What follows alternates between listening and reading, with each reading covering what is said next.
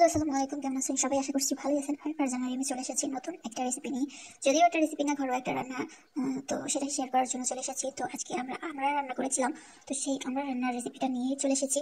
তো আজকের এই আমরা হচ্ছে কি বরিশালের একটা অনেক বিখ্যাত একটা ফল আর কি। তো বরিশাল কিন্তু বরিশাল অঞ্চল।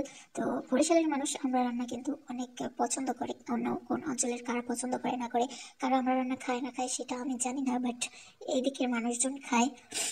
তো সেই জন্য আজকে আমার বাসায় রান্না হয়েছে, আর রান্না যদিও আমি করেছি, তো আজকে সেটা শেয়ার করব। তো প্রথমে আমি এখানে চিংড়ি আর পেঁয়াজটাকে ভালোভাবে ভেজে নিয়েছি। ভেজে তারপরে এর মধ্যে নারকেল অ্যাড করেছিলাম, আর নারকেল অ্যাড করার পরে সেটাকে একটু তেলে ভালোভাবে ভেজে এর মধ্যে হলুদের গুঁড়া, মরিচের গুঁড়া, ধনিয়ার গুঁড়া, সামান্য জিরার গুঁড়া, লবণ স্বাদ মতো, তারপরে একটু রসুন, একটু পেঁয়াজ বাটা দিয়ে তারপরে এটাকে ভালোভাবে কষিয়ে নিব। আর কষিয়ে নেওয়ার পরে এটার মধ্যে দিয়ে দিব পানি। আর যেহেতু নারকেল দিয়েছি সেহেতু একটু ভালোভাবে কষিয়ে নিতে হবে, তাই 2-3 বার করে কষিয়ে নিতে হবে। এরপরে কষিয়ে নেওয়ার পরে পানি অ্যাড করে দিব। আর পানিটা যখন বলক চলে আসবে তখন এর মধ্যে অ্যাড করে দিব আমরাটাকে একটু ভালোভাবে নেড়ে চেড়ে দিয়ে দেবো ঢাকনা। আর ঢাকনা দিয়ে দেওয়ার পরে 10-15 মিনিট অপেক্ষা করে তারপরে যখন ঢাকা তুলে নাড়াচাড়া দিব তখন এটার মধ্যে অ্যাড করে দেবো সামান্য চিনি, 1/2 টেবিল চামচের মতন। তো আমরাগুলো অনেক মিষ্টি যদিও, তো এর মধ্যে চিনিটা অ্যাড করে দিয়েছি। আর এটাকে ভালোভাবে একটু মিশিয়ে নিব। আর মিশিয়ে নেওয়ার পরে আবারও ঢাকা দিয়ে রেখে দিব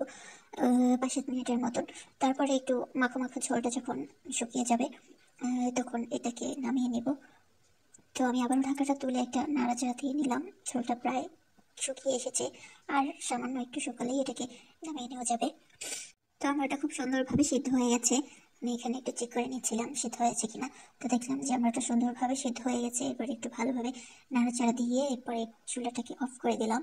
তো আমরা রান্না আমি তেমন একটা পছন্দ করি না, কিন্তু আমার বাসার সবাই পছন্দ করে, আর এটা মজাও হয় অনেক। তো আজকে এই রেসিপি কার কার ভালো লেগেছে, আমার রান্না কে কে পছন্দ করেন, আর এই রেসিপি কেমন হয়েছে অবশ্যই জানাবেন। আর আপনারা কে কোথা থেকে আমার এই ভিডিওটা দেখতেছেন সেটাও অবশ্যই জানাবেন।